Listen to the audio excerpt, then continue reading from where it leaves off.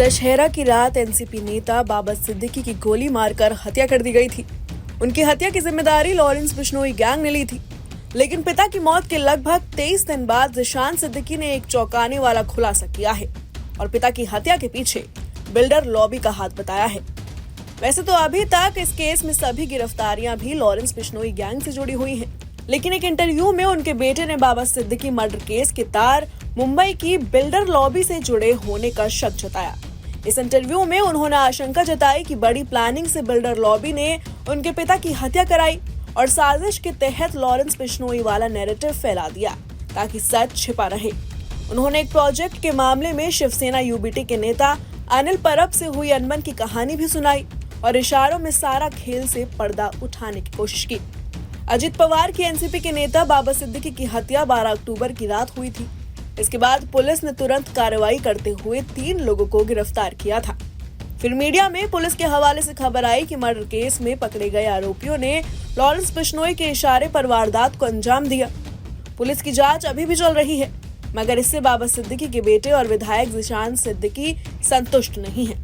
उनका मानना है कि लॉरेंस बिश्नोई वाले नैरेटिव के आधार पर चल रही जांच बिल्डर लॉबी की संलिप्तता की अनदेखी कर रही है। एक इंटरव्यू में ज़ीशान सिद्दीकी ने कहा कि डिप्टी सीएम देवेंद्र फडणवीस, अजित पवार और मुंबई पुलिस कमिश्नर के सामने बाबा सिद्दीकी की हत्या के बारे में बात हुई, जिससे मैं संतुष्ट नहीं हूँ। लोगों ने अपने नेता को खोया है, मगर मैंने अपने पिता को खोया है। 1 सेकंड में मेरा परिवार बिखर गया। मैं कैसे जांच से संतुष्ट हो सकता हूँ? 2 लोग पकड़े गए, मगर किसने साजिश रची थी इसका पता नहीं चला है। मेरे पिता ने लोगों के घरों की रक्षा करते हुए जान गंवाई है।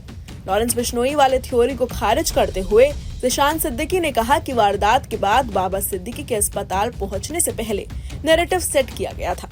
अगर सिस्टम और इंटेलिजेंस को पता था तो उसे रोका क्यों नहीं गया? बाबा सिद्दीकी हत्याकांड के लिए उन्होंने बिल्डर लॉबी पर शक जताया। ज़ीशान सिद्दीकी ने कहा कि उनके पिता ने गरीबों की लड़ाई लड़ी है, कहीं न कहीं इस कारण ही उन्हें जान गंवानी पड़ी। हालांकि उन्होंने साफ किया कि उन्हें पता नहीं है। उद्धव ठाकरे गुट के नेता अनिल परब सारे बिल्डर्स के दोस्त हैं। वो सोशल मीडिया पर गर्व से कहते हैं कि उनके ऑफिस से घरों की चाबियां बटी हैं। बिल्डर से दोस्ती बगैर कोई नेता चाबियां कैसे बांट सकता है? हालांकि वो 10-15 चाबियां बांटते हैं और हजारों को बेवकूफ बनाते हैं। ज़ीशान के मुताबिक इंटरव्यू में अनिल परब ने लोगों को घर के कागजात पर साइन करने को कहा, मगर बिल्डर का नाम नहीं बताया। परब ने लोगों को उन पर भरोसा रखने की नसीहत दी थी। लॉरेंस बिश्नोई से कभी धमकी नहीं मिली थी।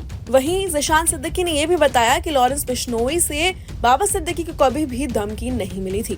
सालों पहले किसी ने धमकी दी थी। जैसी चर्चा है कि 15 दिन और 1 महीने पहले धमकी आई थी, वो गलत प्रचार है।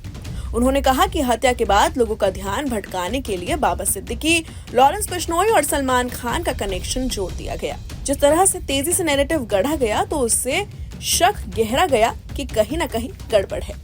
Bureau report, news nation. News nation अब व्हाट्सएप पर खबरों के ताजा अपडेट के लिए न्यूज़ नेशन के इस QR कोड को स्कैन करें।